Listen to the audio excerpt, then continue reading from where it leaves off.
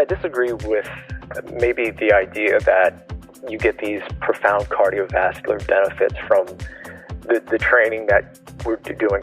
I mean, definitely there's an aerobic component to doing HIIT. You can feel it, your heart rate increases. But, with looking at it as a means to kind of improve your cardiovascular health. Welcome to Corporate Warrior, the podcast that brings you the best advice on how to improve your health, optimize performance, and maximize productivity. With your host, Lawrence Neal. This podcast is brought to you by HitUni.com. HitUni.com are a provider of amazing online courses for high-intensity training qualifications. HitUni comes highly recommended by the best in the field, including Body by Science co-author Dr. Doug McGuff, Discover Strength CEO Luke Carlson, and trainer and founder of Bay.com, Drew Bay.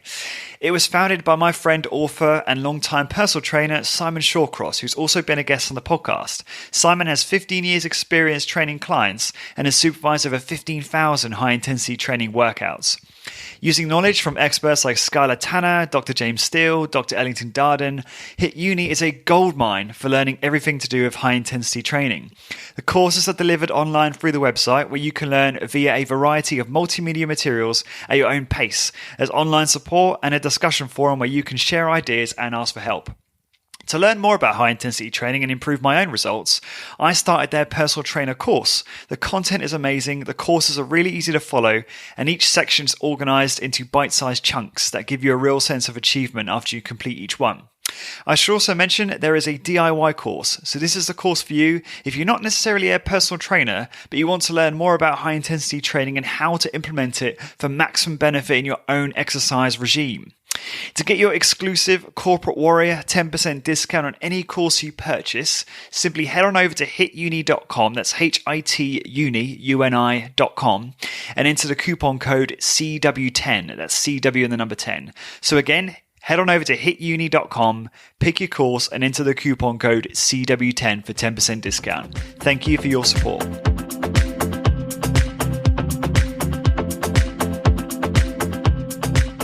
This podcast is brought to you by Vital Exercise, a one-of-a-kind personal training facility in the UK, owned and run by world-class personal trainer Ted Harrison.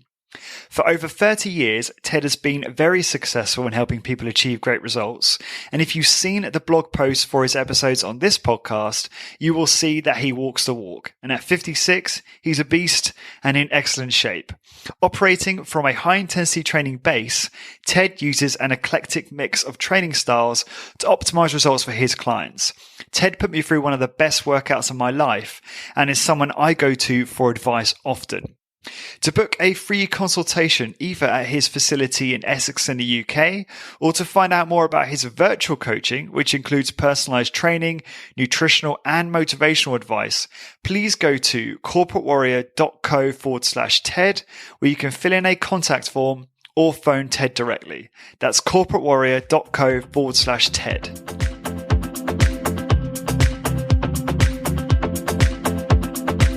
Hi guys, I am Lawrence Neal and welcome to another episode of Corporate Warrior. It's a calm morning here in Galway, Ireland, and I'm feeling a little sore after day 3 on a 4-day canoeing course. And take it from me, if you're doing canoeing for the first time, best not to do a high-intensity training workout beforehand like I did, as today I'm feeling pretty damn exhausted and tired as a result. This podcast teaches you how to optimize productivity in health, career, business, and lifestyle by interviewing the most effective people I can find today. My guests include zero-carb world record holders like Sean Baker, sports scientists like Dr. James Steele and Dr. James Fisher, New York Times best-selling authors, highly successful business owners, extreme endurance adventure racers, biomechanics experts, and many, many more. So it's effectively, I try and find the best people at what I'm trying to learn and what I think you guys are interested in learning about when it comes to productivity in health, business, and lifestyle, and try and bring their knowledge to the table.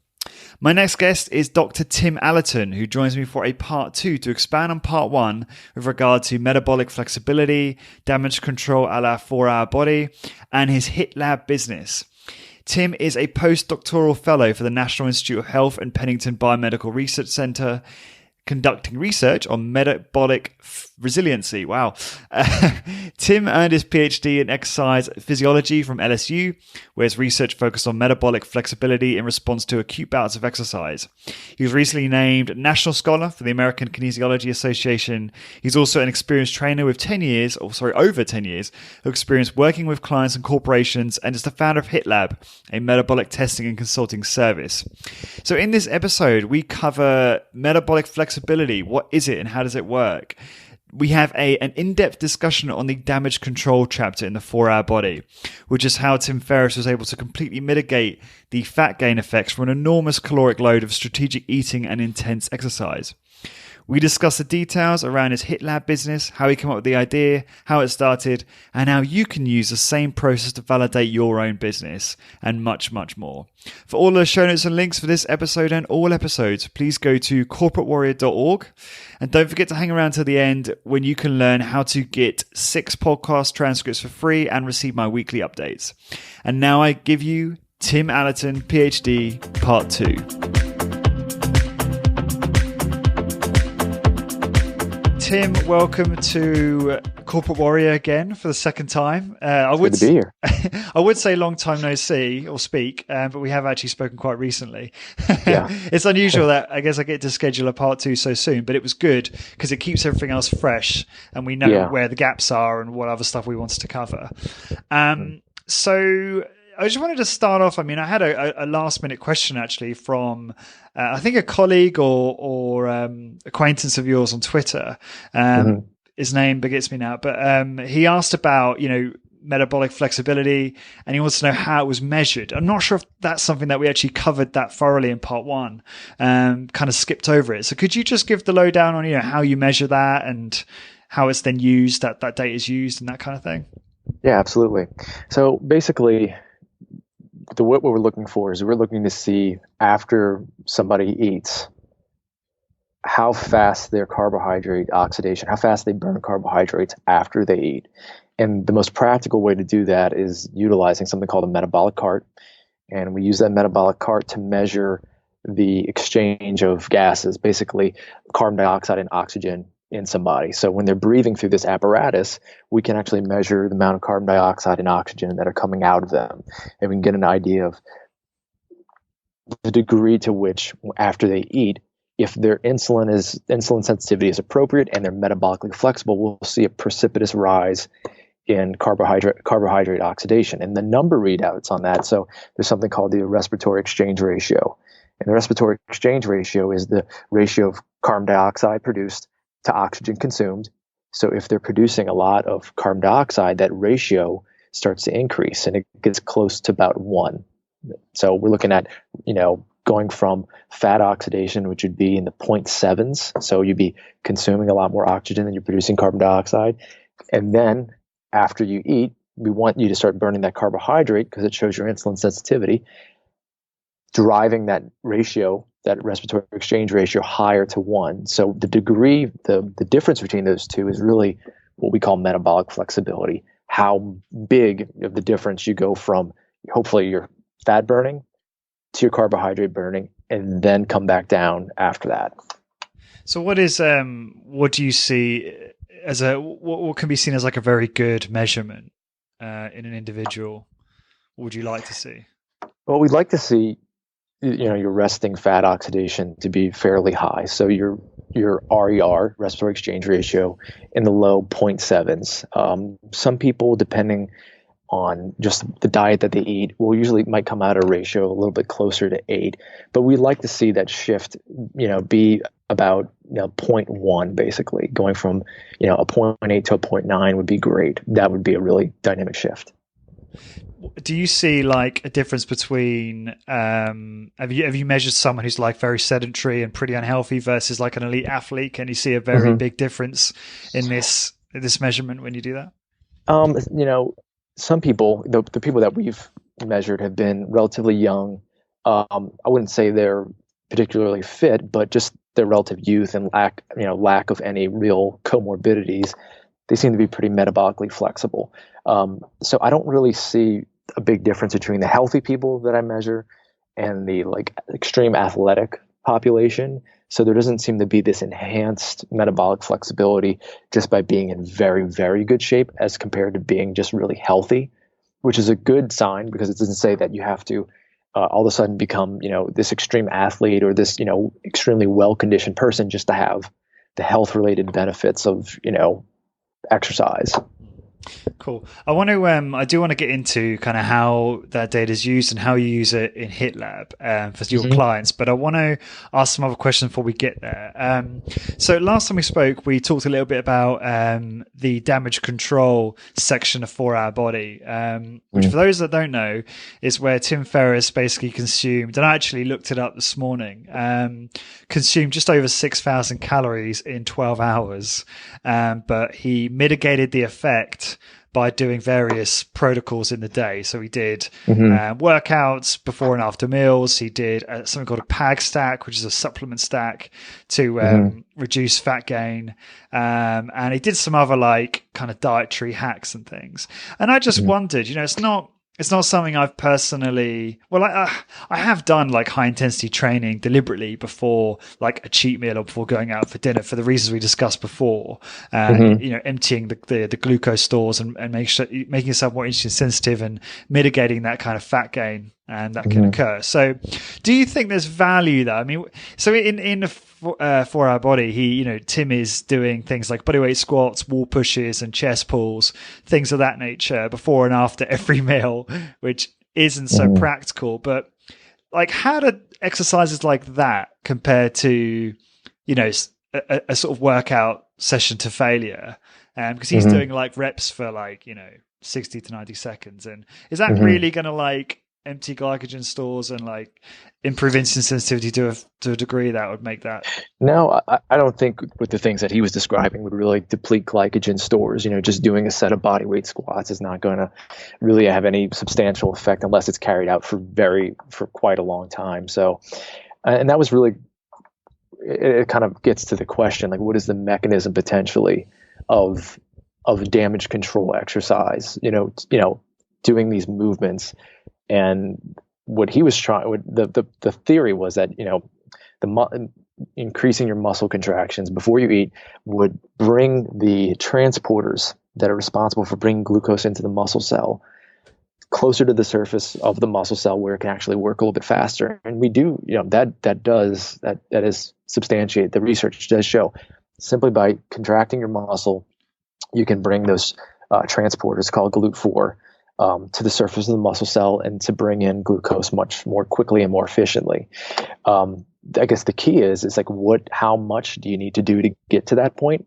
So high intensity exercise and high intensity training might get to that, but it also might be too much of a hammer, in terms of the kind of metabolic upheaval to really see any real benefit in terms of, having your training in proximity to when you're eating. There might be a little bit too much there in terms of what's going on metabolically for us to, it might be working, but I don't know if diagnostically we could see that well enough. I don't know if we have enough high resolution techniques to, because after you do a high intensity training workout, you would expect, your blood glucose is going to be lower because you got this increased insulin sensitivity. When in fact, and many times it's actually higher because basically you've send all these hormones through your body. And those hormones, the purpose of them are to mobilize fuel, mobilize glucose, mobilize fat, mobilize protein. And that has a profound metabolic effect. So, one of the reasons I did my dissertation study was to kind of see what is the timing effect. We do have people do interval exercise, interval training, on a bike, and we have them eat an hour later. An hour after, do you still get that effect where you have this increased, damage control effect, for lack of a better word. So, I think that there's some potential there. The timing and proximity, the timing around when you eat, I'm not positive. It looks like damage control might be occurring just because simply you're fit. So, if you look at it, is it the dose response? If I do X exercise, if I do this exercise, will it impart some kind of protective effect on me just solely based on that bout? Maybe. we have some pretty good data that says it will, but it might just be the fact that, you're this well-trained person, and then looking at it, as protecting yourself from that cheat meal might not be as important. So it actually is good news for me, because you say that, you don't always have to do some kind of exercise right before your workout to get, protect, it might be good, if you think you're going to have a really big meal to exercise. But there's also some data that suggests that, lighter, moderate intensity exercise after you eat is also pretty effective at accomplishing the same thing. So by eating, increasing your blood glucose concentrations, but then doing even something as simple as a 10-minute walk might be effective enough to kind of take some of the edge off of that, that damaging meal. Why is that? Why would something low intensity like that? It's the same principle of looking at that GLUT4 transporter at the surface of the muscle. By contracting those, what you're doing is you're allowing your body to catch up.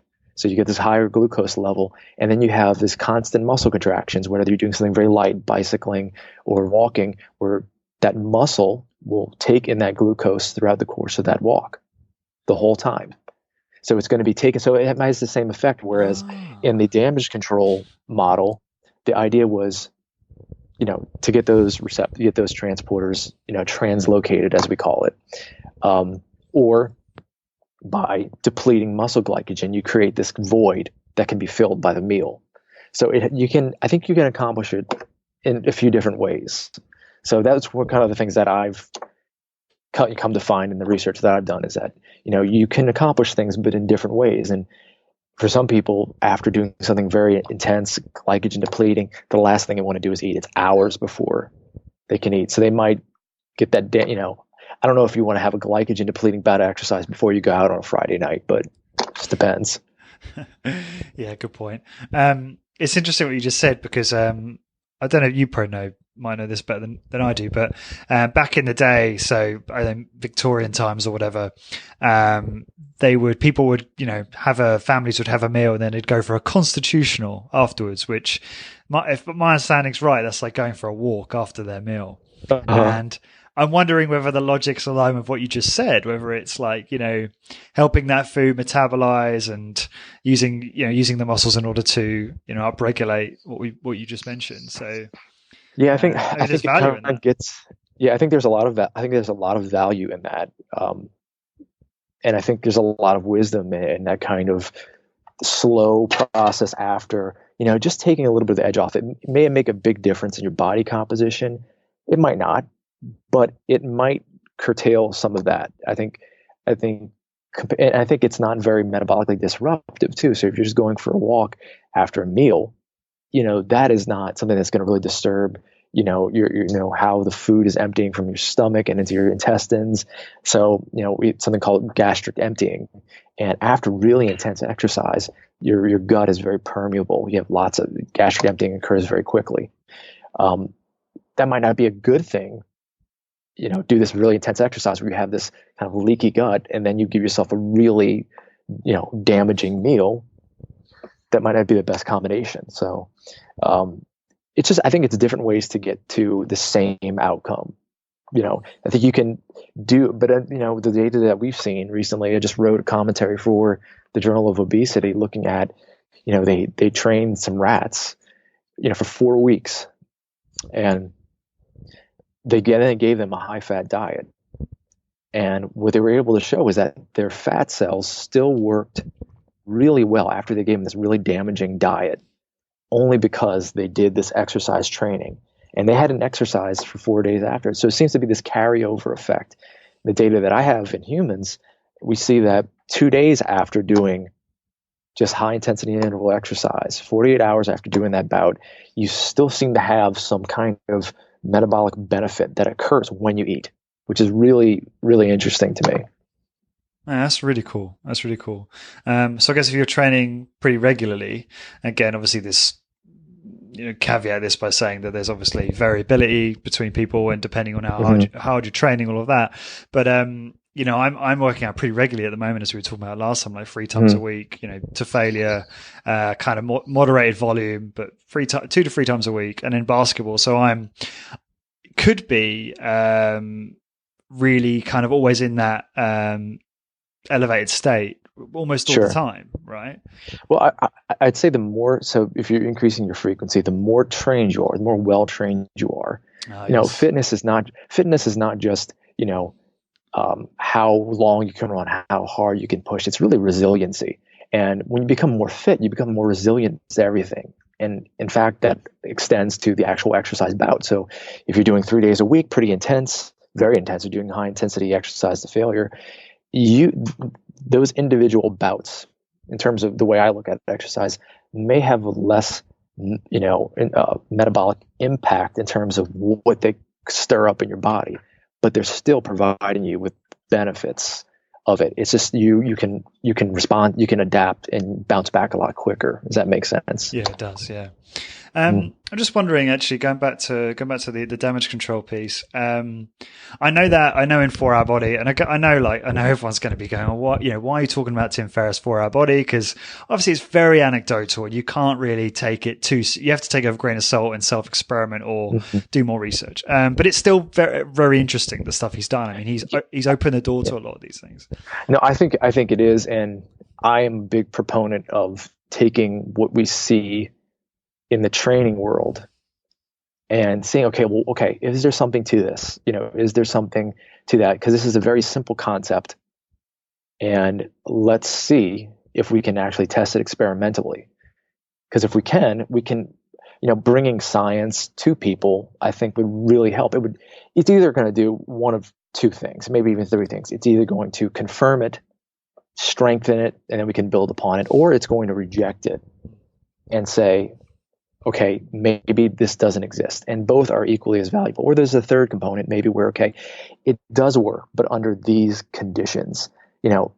People really hate, when you're talking science, it's very frustrating for lay people to hear, well, it depends. That's a big thing that we say a lot. It depends. Well, it depends on this. It depends on, it's very hard to talk in absolutes. But with the damage control hypothesis or this theory, I was like, this is a fairly simple concept in terms of, does exercise have a protective effect? We think it does, but does it have a protective effect? Is it a dose response relationship? And that's what's really interesting. Yeah, because what I was going to want to say is, when Tim Ferriss is when he explains the slow carb diet, which I've done. I used to do a slow carb diet. I did it for years, and I stayed at 10 to 12% body fat. I wasn't as lean as I am now, but I think it's one of the better diets in terms of compliance. I actually think it's really good. I mean, I know a lot of people aren't a fan of it because it's got this whole cheat day aspect, but there is utility in that, and I do actually think I do think so. I think so too. Yeah, I think so too. When I first read that, I was studying, ketosis and all these other things, and I go, this is a real practical model for how you now I think where we could, where people get into the weeds, like, what is the mechanism of how it works? It shows it's effective in these people. Is it more effective than this diet or that diet? I don't even think is a relevant question. I go, it's effective. Okay. Now, are the proposed mechanisms of how it works accurate? I'm not sure about that. We'd have to really but for somebody that lost 50 pounds, I don't think they care a lot about the mechanisms. They just want to know that it works and that they can stick to it because, you can give them any numerous diets. You can lose weight, but can you stick to that? Yes. So if I see somebody losing, 75 pounds, that's something I go, okay. And it's something I can stick to. I'm going to be a proponent of it. Yeah, I completely agree. And I think obesity is something that is far more important, reducing that, than it is worrying about some of these kind of nuances. But what is interesting is he says, and this is something that, I've certainly, it goes back to what we were saying about that damage control. He says when you're doing the slow carb diet, if you're on a normal day, non-cheat day, then you can eat carbs, be it brown rice, whatever, something that's going to elevate insulin, so long as you do some sort of intense workout before. Now, I know that a lot of my listeners aren't necessarily advocates of high fat, low carb. I'm a little bit more open minded about it these days. I'm not so cut and dry, and I have carbs like we talked about before. I have carbs almost every day. That wouldn't be allowed on the slow carb diet. But I was just thinking about what you said earlier. So let's say you do an intense workout, right? And then you it's funny because you might look at that mechanism and go, oh, great, I can have, I'm doing the slow carb diet. I can have brown rice or, like burrito, whatever it is, like straight after the workout. But you did say earlier about the permeability of the gut. So you could be perhaps in danger of, I don't know, having some other issues, maybe like, I don't know, autoimmune disorders or inflammation or something like that. And again, this isn't a concern of the... More practically, it would be something called gastrointestinal distress. That would be, and you can read between lines on that. Basically, that would be the primary issue. That other stuff, inflammation, autoimmune stuff, that could happen over a long period of time. But I understand what you're getting to. It's definitely, and I don't think that people in the high intensity training community in general, and anybody that's a proponent of high intensity exercise, I think you're doing yourself a disservice if you look at exercise as a way to cheat the system and to look at, this for that.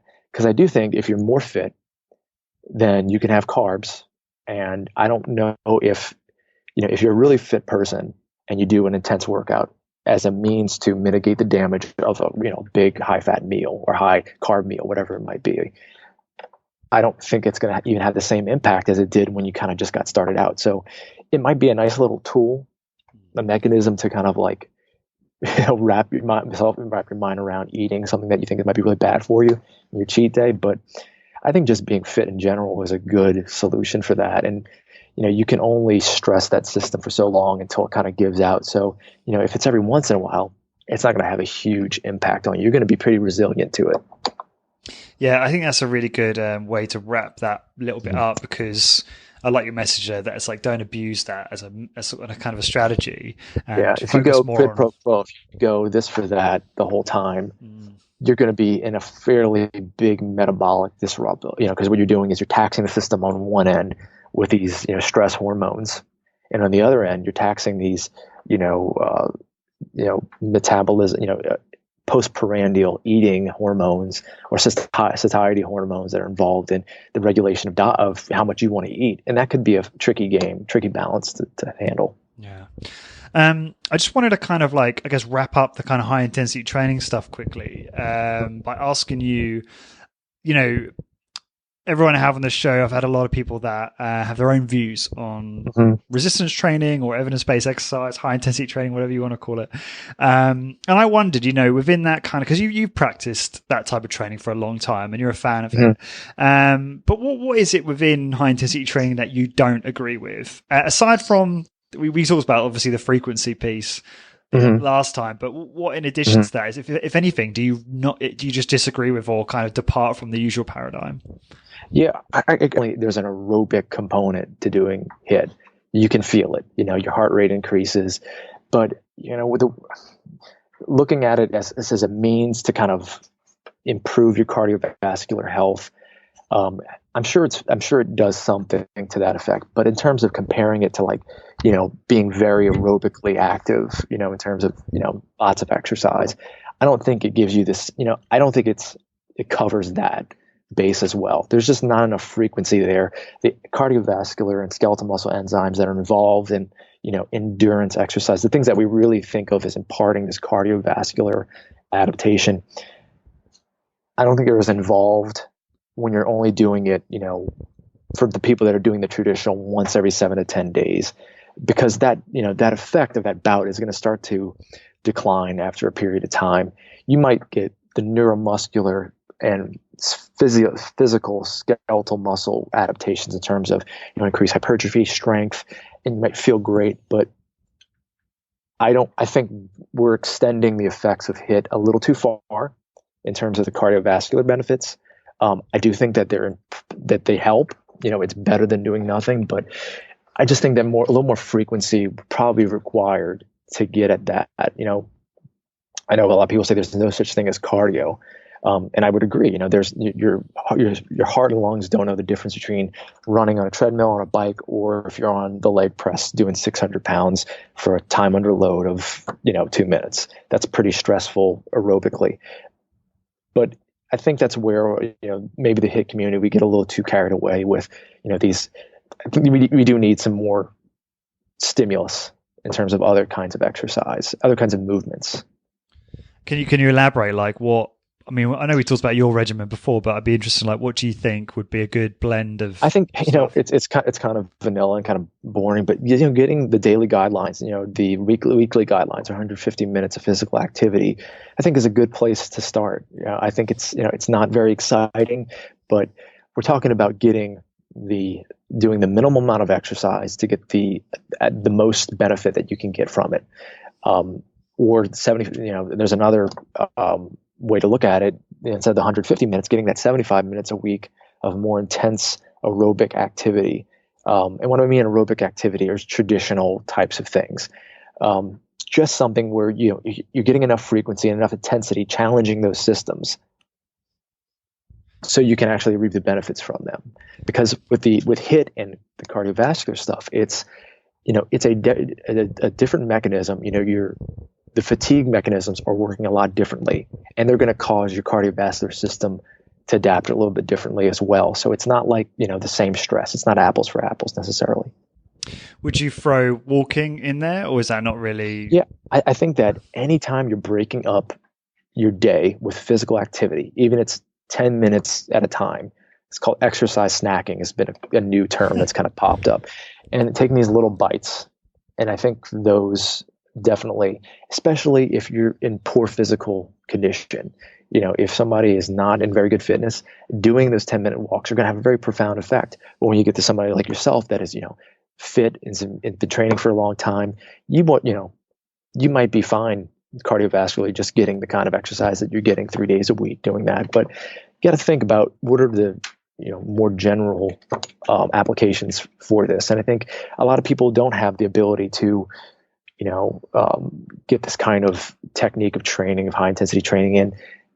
We should be emphasizing, yes, we want you to do HIIT because we see the benefits of it, but also do some of this too, because it's really gonna help. And I wouldn't be confident as a practitioner saying to everybody, everything is covered in this 30-minute session. We have to be a little bit more reasonable.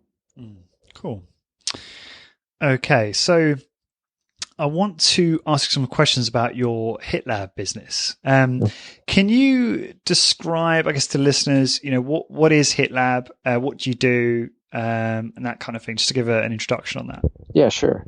So, like I was mentioned last time, I came at a crossroads where I was doing a lot of research and working at the medical school, and I kind of understood all these metabolic research techniques, but I was also had a high intensity training business where I was taking several sessions a week, working many hours in the gym at night and mornings with people.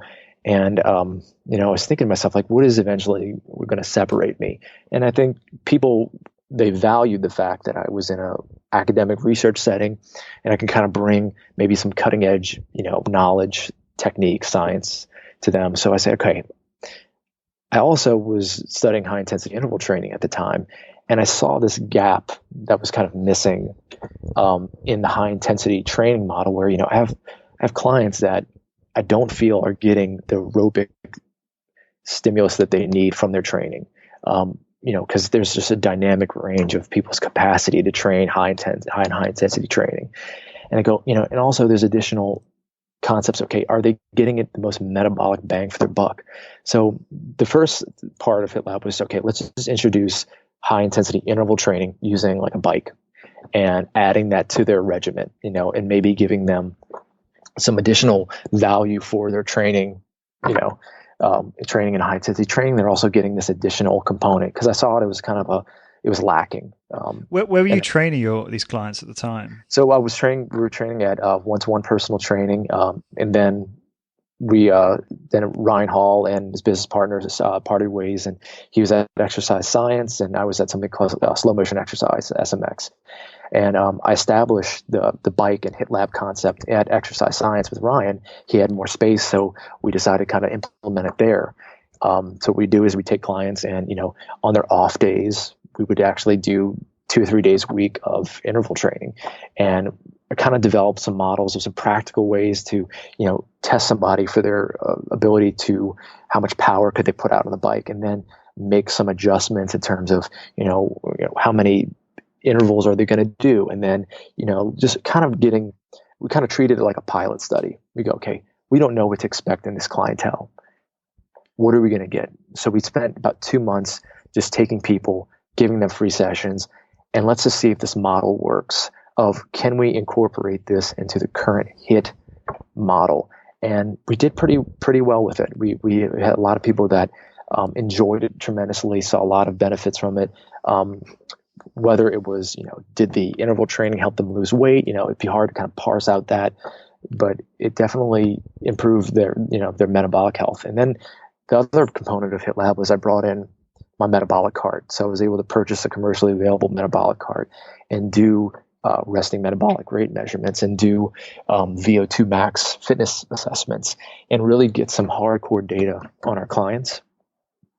And it took off great. The first month, I think we did first 2 months, we did over 100 resting metabolic rate tests. So that concept, the way I figured is, okay, let's try to bring science and let's try to bring some of these cutting edge techniques to practitioners and facilities that, are confined to this one model. You do strength training, or you do aerobic training, you do CrossFit, or you do, TRX training. So can we add value to your current business? And that was the model. So is that a business that you've gone into partnership with Ryan on? Like who owns that business, so to speak? Well, I own it, and I've actually, since I've taken on more research responsibilities, I've actually been able to be more of a consultant now for it. So now it's implemented in Ryan's facility, and there's other versions of it all throughout the city, through New Orleans, that have adopted the techniques, and we've kind of established them, set them up, come up with some kind of compensation plan. But then my idea is I move out of that space, and we've established a relationship as it. So now I don't work one-to-one with people as much anymore, or at all. I don't do any of my own training. I'll do some testing and assessments here and now, but now it's really to get other groups set up. And then they can utilize our equipment. They can utilize our expertise in terms of, and I say I have another person that helps me with some things. I've taken on some interns that have done some work with me now too. But really, in terms of a business, I never saw myself as being somebody that was going to be there every single day, testing every single person, training every single person, because I have other interests and other pursuits that I like to. But it was a really fun experience and a really rewarding experience to see how these people were adopting this technology and understanding, the benefits of, okay, let me get some real data. What is my resting metabolic rate? Because we'll say, okay, well, you need to be, first of all, you need to eat less calories. Well, how many calories should I be eating? So if you look up, an equation, you could be 30 to 50% off. Really? So really focused on getting hard data on our clients. And then we could use the data to have them trained, and then come back and do a retest and see, look at this improvement. You've lost weight. We're looking at your metabolic flexibility numbers, and you're looking like you're burning more fat. And that's really reinforcing to the person. Yeah, I bet. Yeah, because even if they're not seeing, because obviously most people rely on the scales, which is probably like the worst tool to use to measure progress in fat loss. So if you've got other metrics to look at, other ways to measure your progress, that can be very motivating, I imagine, to clients. Sometimes it confirms their bias. It can confirm their bias, because what we get is a lot of people that are very, they're overweight and they're adamant that, well, I just have a slow metabolism. And then when we show them the actual numbers, you go, actually, your metabolism is a little bit, above what we'd expect somebody at your weight. And it can say, okay, well, this is your bias, or it actually rejects their bias in that case, where we say, okay, they think this. And then when we kind of turn and say, here are the actual numbers, this is what actually you need, that kind of makes them think, okay, well, maybe I need to reassess how I eat or how much I eat. I think that's a good tool. It's, it helps bring some reality to the situation. It makes something that's very abstract in terms of metabolism and metabolic rate and calories, and actually puts it on paper. We say, okay, well, this is what you are. This is what you do. What is the formula that most people default to when they're working out resting metabolic rate? There's Because I've used one and now I'm doubting its accuracy. The classic formula is by Weir, Weir.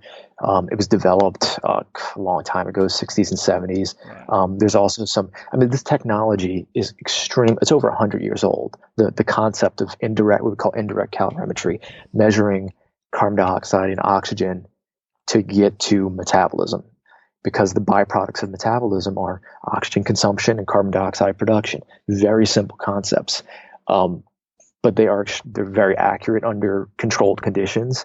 For each person that we did, we had them do at least a 10-hour fast, and we had our measurements taken first thing in the morning. So we try to control some of the variables. We had them in a seated, relaxed position. Under those circumstances, it's very accurate, very reproducible testing. Cool. So I'm just trying to make sure I understand your business. So you've got, it almost sounds like you've franchised it out. Is that fair to say, or is it not quite that model? The idea was to, okay, can we incorporate this new model into your business? Can we add something? Can we bring value to your business by bringing our expertise in technology? Then we establish that. And then what we do basically is work out a consulting deal where, okay, when your clients need testing, we're the people that you go to for that. And all the training stuff you do is yours. Your clients are yours. But what we'd like to be a part of is the metabolic testing applications of it. So we can be it, because a lot of, if you're a trainer and you're training 70 clients a week, you don't have a lot of time to okay, let me learn a completely new technology and let me learn a completely new way of thinking about these things. It'd be a lot easier to outsource that to somebody that does it, like in my case, for a living. Yeah. But it doesn't detract from my current practice. It only adds value to that. So the idea was incorporate what we do, train their people on how to do interval training, utilizing the technology that we have. We actually have something called the bioharness, which is a really cool heart rate monitor. Gives you great output on a screen. You can look at it. You can track people over time. So doing that, and then having us do the testing for them, because the equipment is mobile. It can be brought anywhere. It's like in a suitcase. So establishing that is we become a part of their team, not competing with them. So you kind of have a team or a small team that can go out to site to these various facilities and actually do this sort of stuff? Yeah, so we do the testing, and then they'll bring the test. They'll bring the numbers back to me, and we'll talk about it, and then we'll generate reports and then give them some guidance. It's when we have somebody that, for example, is, has a metabolic rate that is, pretty high, but they're overweight. And we look at, how well you're burning fat, and the numbers sometimes we'll work out and we'll go, okay, well, you're burning a lot of calories, but your respiratory exchange ratio is like 0.88. So you're burning a lot of carbohydrate. You go, okay, well, maybe the best approach for you is, since you're already burning a lot of calories, how about you reduce your carbohydrate intake? And let's see if that will help restore, improve your fat burning a little bit. And we'll try to get, or if somebody in the opposite case will go, their metabolic rate is lower than expected, but they're burning a lot of fat. We go, okay, well, this is a person that, in order to maintain your weight or to lose body fat, we might need to add more exercise on a daily basis to your regimen, because you're doing great burning fat, but you're just not burning enough of it. That might be. Does that make sense? Yeah. I'm just wondering. So, if someone, that first example you gave, where someone is burning a lot of calories but not burning much fat, would that mean that that might also translate into them being more hungry more often? So they'll be, because they're not losing weight, then they're probably eating more because they're constantly burning carbs. They don't have that metabolic flexibility that you're describing. Is that correct? I think it's definitely in the realm of possibility. Oh. There are some big studies that are coming out where we look at lots of people, and the regulation of appetite and how many calories you burn on a day are pretty well associated with each other. So people that are burning a lot of calories, they're burning a lot of calories. Their satiety hormones might be out of whack, and they might be eating a lot too. A lot of times we'll see somebody, they'll be coming in 10 hours fasted, and we'll see their respiratory exchange ratio is pretty high. And we go, what did you eat the night before? And they'll explain what they ate, and it was a fairly mixed diet. And I'm like, well, you're still burning carbohydrates. You never actually got back to burning fat the way you were supposed to. So Yeah, I think there's definitely something to that. What's the mechanism of that? Not quite sure. A lot of people suspect that it's high insulin. Um, that's highly debated right now. There's a lot of old studies that suggested that, but some of the recent data, is kind of we're at a crucial point right now of this whole insulin hunger theory, where there's going to be some new studies that come out in the next couple of years that hopefully will either confirm or dispel, or the classic "it depends" line will come through. Cool. Just going back to your business for a second. So how is it you spend your time at the moment? So you're kind of, I appreciate you're not as hands-on with the HIT Lab stuff as in actually there with the clients, because you've kind of have a team, but you've also trained gym staff to do that within your clients. So you've obviously alluded to this already, but how is it you spend your time at the moment? Like, what are your main kind of like, you're obviously a researcher, but then you've got HIT Labs. How is it kind of split up at the moment? So I've had to prioritize my research and academic endeavors a little bit more recently, because I've recently taken on a pretty substantial postdoctoral fellowship that's going to require a lot of my time. So I made the decision to kind of step back a little bit. I always have the HIT Lab business to work on, because I'm really passionate about still getting these techniques and measurements into people's hands. But it's sustained enough to the point where, and I don't really need to seek out a lot of new business, even though I always welcome it. But really my day, is mostly focused on the current research projects I have going, the manuscripts that I'm writing. As a scientist, you need to publish. So I've been trying to increase my efforts in terms of getting the research that I've done out there, because I really do see myself more in the academic research side of it. It's just where my interests are. But I always look back to the training in HIT, having a business practice and having the HIT Lab thing. It was a great way to teach me more about the public and what the public perceived about science, and how they actually appreciated what science could to bring to them. So I do want to keep that going in terms of advocacy, and I still think it's a viable financial model. It's just it's how much do you want to work? How busy do you want to be? I spent the last 5 years, working 3 jobs, getting my PhD. So I'm really trying to actually take a little bit of a step back, catch my breath, and enjoy my kids, enjoy my family, and just become a little more balanced. That's really my goal right now. So eventually, maybe I'll get a little more busy, but who knows? You were like PT, HIT Lab, and doing your PhD. That's what you mean by the 3 jobs. Yep. Yeah. Okay. Cool. Yeah. Just trying to paint a picture of your life. It's interesting. So it was very chaotic. Ryan Hall definitely remembers the times where I was getting all this started up, and I was so excited to get everything started up, and then your flame just burns so hot, and then when things calm down a little bit, it's like you really I really felt like I needed to recharge my batteries and reassess, like, where's the market going now, because there were some places where people weren't as receptive to bringing in this new technology, and they didn't see it the way I saw it. And it kind of gave me a chance to take a step back. Okay, well, what does the industry value? What do people value? And then reassess. Cool. So this is very impressive. This like, because you've obviously had a lot of success with this entrepreneurial venture, and I'm assuming it makes you a side income now whilst you're doing your stuff now. So that's excellent.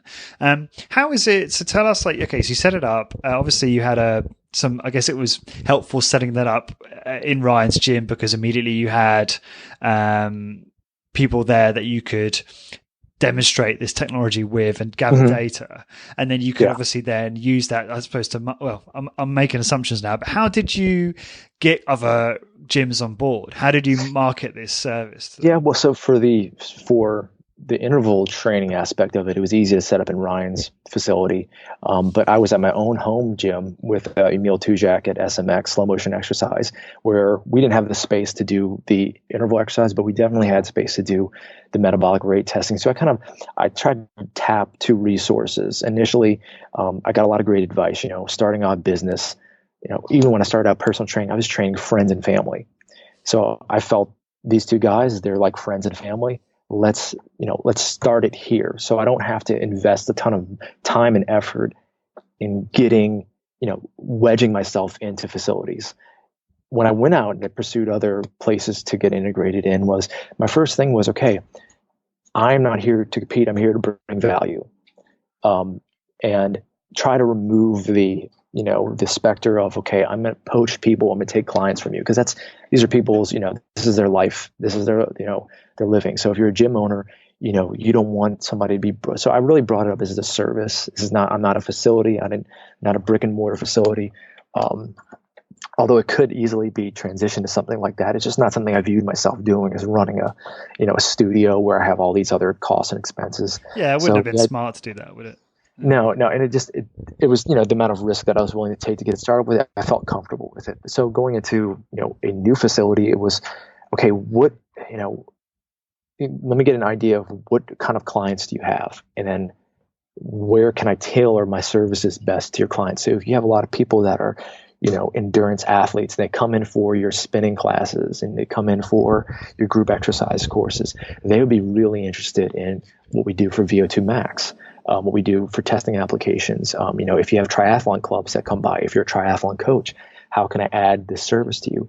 Or if the focus of your practice, your business, is weight loss, I can give you the data you need to get good data on your clients for metabolic rate. We've also had some good success working with dietitians. Okay, dietitians, the first thing they do is how many calories you need, but none of them have a metabolic cart. So immediately I fill a void right there. I add value right there. So really, it was identifying where I could help, and then see, okay, is there somebody here I can train and work with equipment on, and how much effort do I need to put in? There were some places that were very natural fits. Like the places like spinning studios that, like, okay, people are interested in their metrics because they love seeing the screen, love seeing how many watts are pushing out. So kind of tailoring it to particular groups. So just trying to be savvy about, okay, come in with respect for the business, respect for what they've built, and then say, okay, what can I add? And that seemed to be the most successful route. Yeah, so I should also say you were a personal trainer before, and you had is it true you had your own personal training business, or did you? Yep. I did. And you were working people out from home, your home, is that right? No, I was actually, okay. I was training it started out at one-to-one personal training. When I started out a long time ago, it was in my undergrad, I was just training people at the college rec center.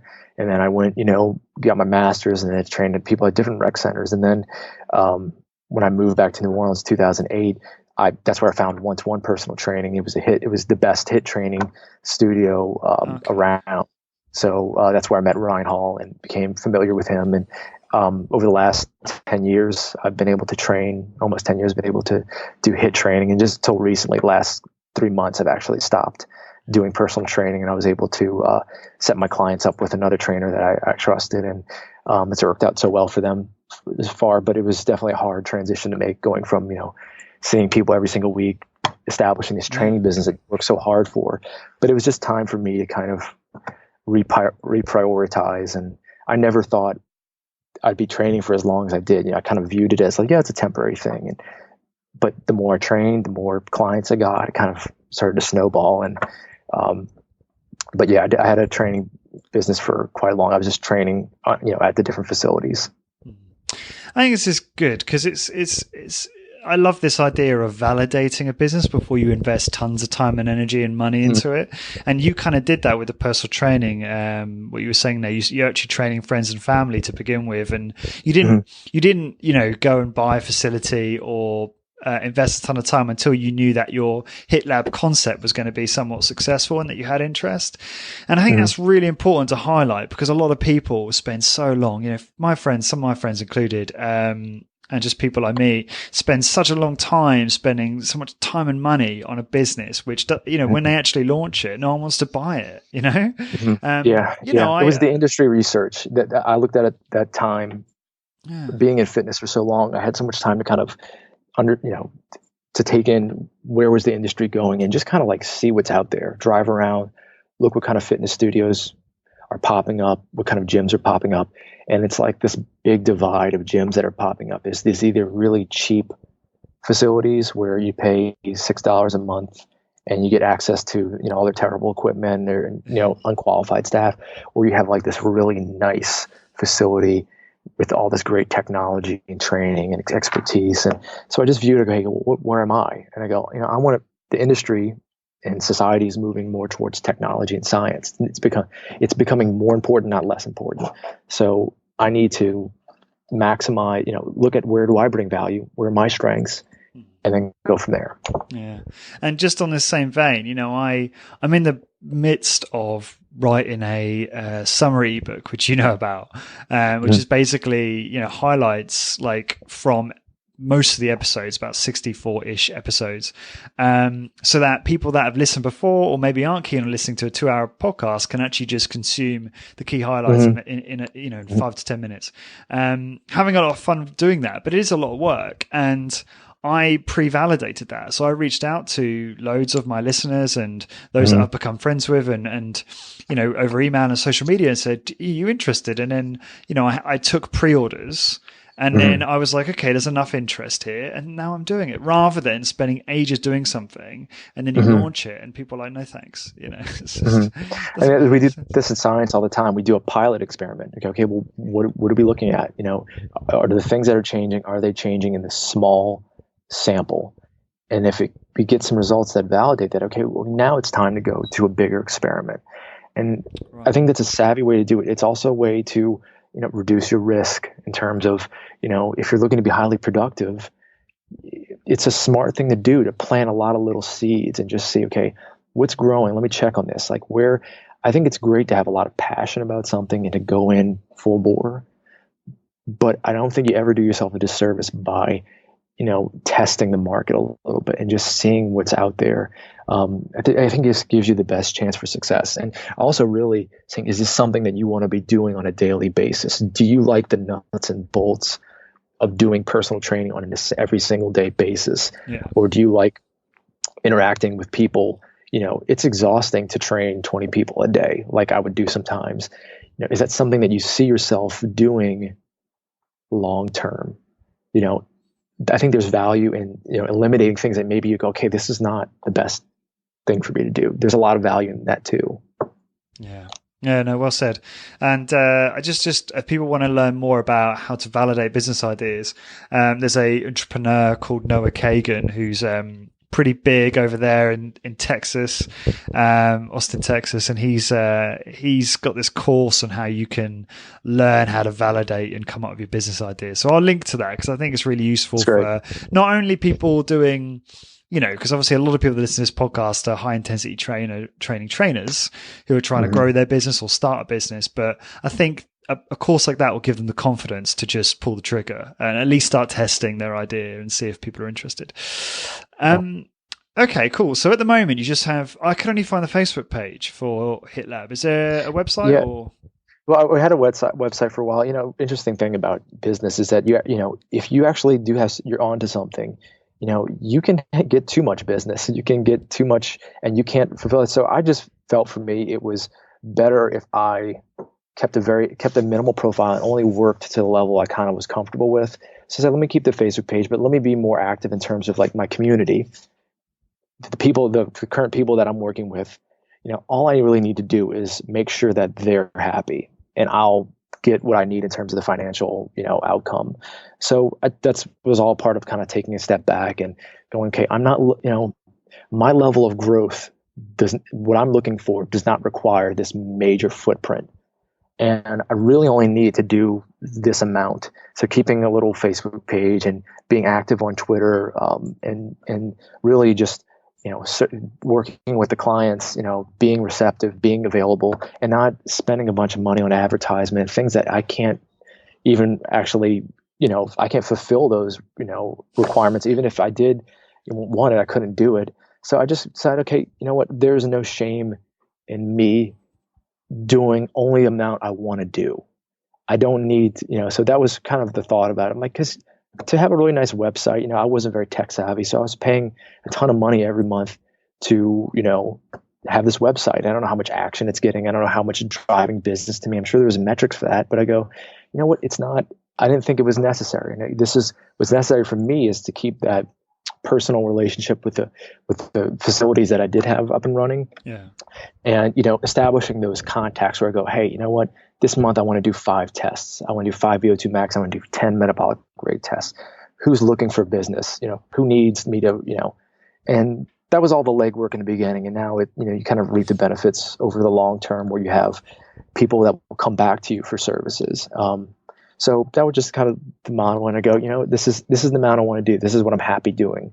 So that's where I've kind of gone with that. Cool. Because if people want to get in touch with me, they can find it. They can find it on Facebook. They can email me. I find that people will find you if they really want you. And those are the people that actually will come through and give you the business relationship you're looking for. That's what Bill Day Simone calls breadcrumbs marketing. Stick with me, that one. That's great. Yeah, no, it's cool because it sounds like you could scale it, but you still have to process the data, and I'm guessing that people have your expertise.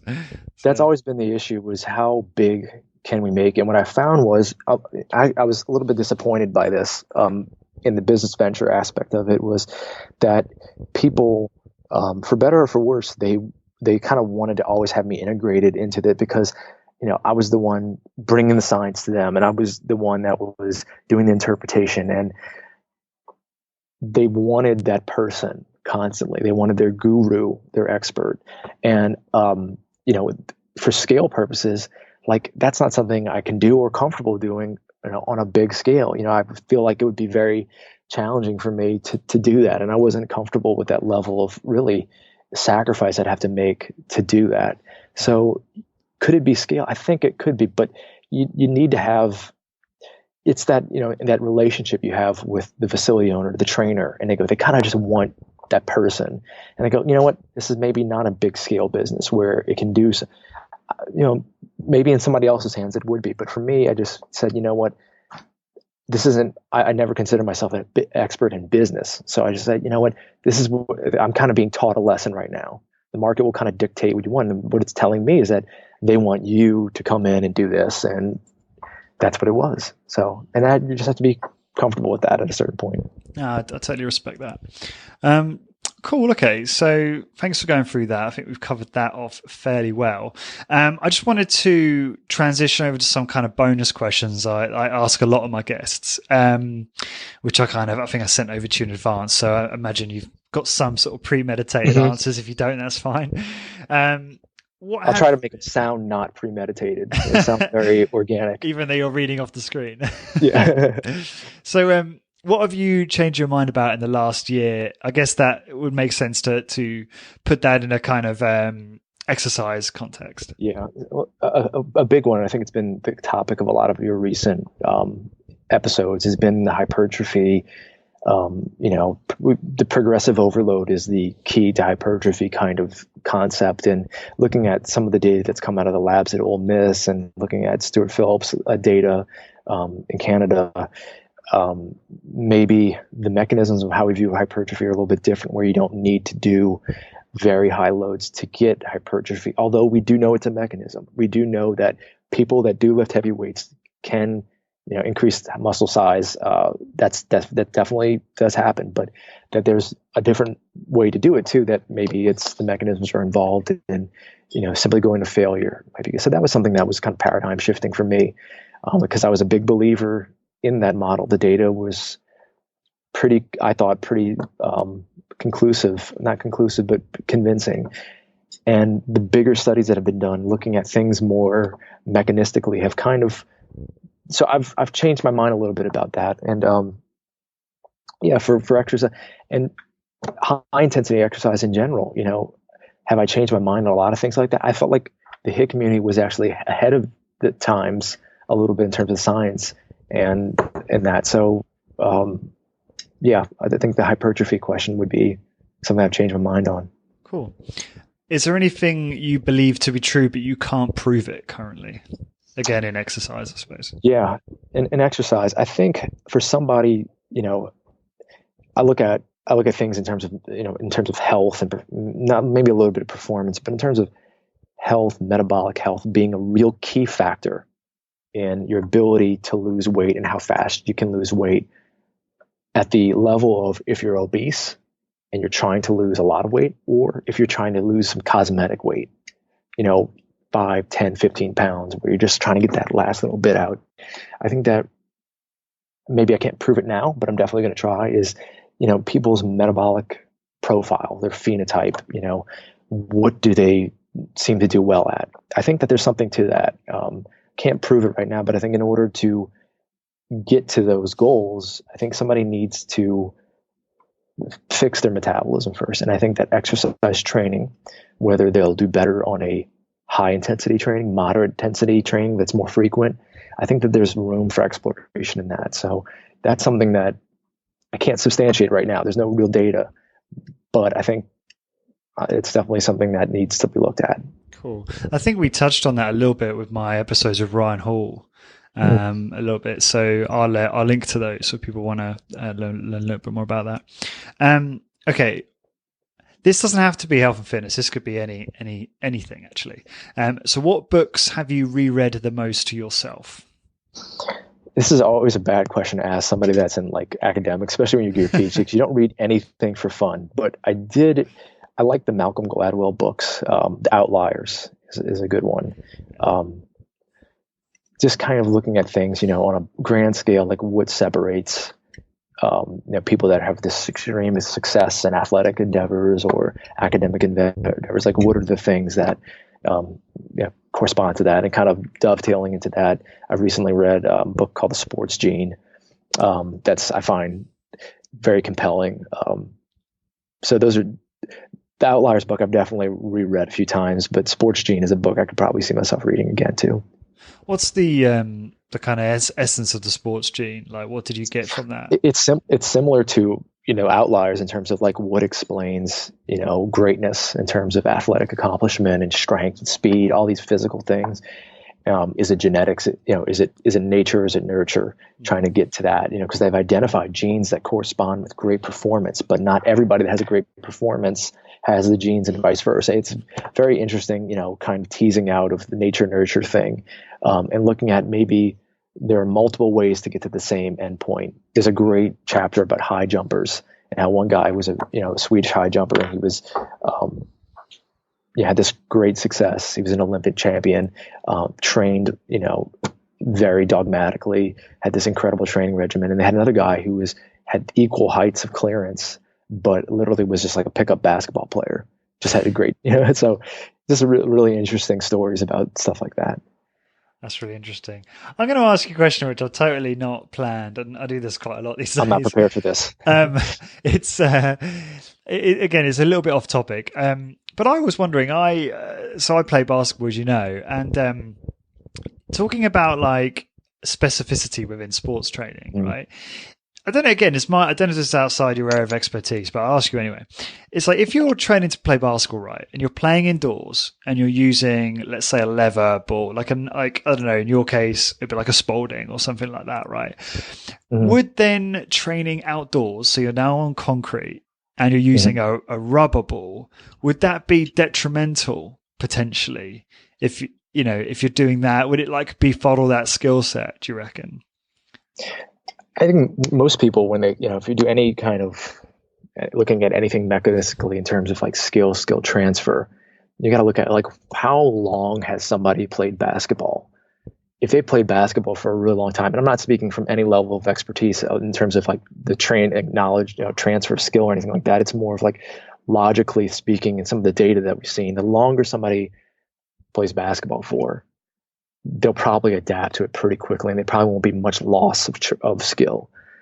I can imagine somebody that only played basketball outdoors at a certain kind of ball, and they only played for 6 months, and then you transition them to a hardcore leather ball. There might be, but I think that the gross motor patterns and the skill sets are they're so general in terms of basketball. I don't think that there would be a tremendous loss of transfer. I think it's like if you had something very particular, that's where you might see some loss of transfer. But we're talking basketball. Basketball, in same rules, same court size, the goal is the same height, the ball weighs probably about the same.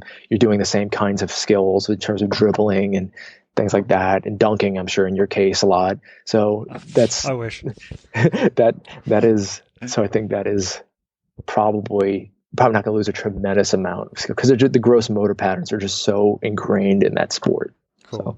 It's just I've got back into basketball lately since moving to Ireland, and just loving it because I love seeing how the physical conditioning can transfer over. Like, oh yeah, I was a gym rat growing up, and I did the same. I would, it's also a good way to explain your poor performance if you go between, you just say this is not the right court for me. But yeah, I can definitely see how you look at it that way. It's funny because I posted something out recently saying that, I posted a picture of the 4-Hour Chef by Tim Ferriss, all about skill learning, and said, okay, I'm 30 years old. If I'm going to dunk, it's going to be now. And I haven't actually kicked the plan off yet, but I've kind of started putting a plan in place to have a go at that. And I emailed, this is the great thing about doing a podcast. I emailed Doug, Dr. Doug McGuff, and just said, hey, Doug, I'm thinking about doing this. What would you do? Obviously a little bit longer email than that. And he responded with basically a protocol, like a whole prescription on email to me. I was like, this is amazing. I'm not now telling everyone that they can do that because I'm not sure if Doug will be able to respond to everyone with their questions about strength training and sport and so on. As I know he's a busy guy, but that was so great. So I'm going to look at putting that into action at some point. Okay, so I guess last question, but related to reading again. Which book have you gifted or recommended the most to people that you talk to? I guess keeping it in the exercise context would be best. Yeah. So this is not a very adventurous thing, but I taught undergrad exercise physiology for a while, and the most beneficial thing I felt to give them was to say, go back to the chapters of your biology textbook that you skimmed over and you said, I don't care about it. I'm not interested. And go back and reread those. A couple of years later, maybe you're a little more older, more mature, or you have a different perspective of life and you're really interested in science, go back and look at some fundamental stuff. And that will really help, like the concept of entropy in the universe and all those kind of components. And it really kind of contextualizes things and makes it say, okay, well, like, I don't need to memorize a bunch of facts. If I kind of can put some of these components together and keep them part of my repertoire, and I go, well, does this make sense? That's kind of the things that I recommend to people to read, is just go back and relearn some of the fundamentals, and then the things you learn that are a little bit more out there in terms of, we don't have real studies to prove them. They go, that's how you can kind of, you can fill in the gaps a little bit and you go, okay, well, does this make sense? Am I going to get tricked this way? Or should I be invested in this? And go back and look at, the fundamentals. That's it's just like, in basketball, go back to your fundamentals. You want to improve your game, maybe not going to the most advanced thing possible, making sure your fundamentals are good. So always going back to the fundamentals is important. No, that's really interesting because that reminds me when John Little first spoke to Dr. Doug McGuff. He Doug explained, I think he was talking about metabolic conditioning or something like that to John, and John said, let me go and check that in the textbooks and come back to you. So he actually validated it all in there, and then came back to Doug and said, you were 100% on the money. And then that's just before they started writing Body by Science together. And I think that's really interesting, being able to go back to those textbooks to kind of understand those fundamentals in all sorts of different disciplines. But just for the layman listening, if they wanted to get a really good understanding of, I guess, metabolism, let's say, for the sake of this, what textbook would you recommend that they go to get that fundamental? And secondly, I'm probably asking you too many questions now. How do we know that what you see as fundamentals is true? Is there still some stuff out there that's bullshit? Yeah, well, I'll answer your first question. I like Metabolism at a Glance by, I think it's J.G. Salloway, and that's actually referenced in Body by Science. He uses some of the figures. Doug uses some of the figures from that. I think it's because it's these big pictures of how metabolic pathways, and then gives little tutorials on what's going on in this metabolic pathway. It's always the book I go to when I have to go, oh, what is this? What's going on with this? What's going on with the urea cycle? What's going on with protein metabolism, fructose metabolism? You might, I would say, if you have a basic understanding of what's carbohydrate, what's fat, it's a pretty good start. But you need to know some of those fundamentals. And how do you know what the fundamental knowledge are. It's over time. I mean, these textbooks have been written over, over a century.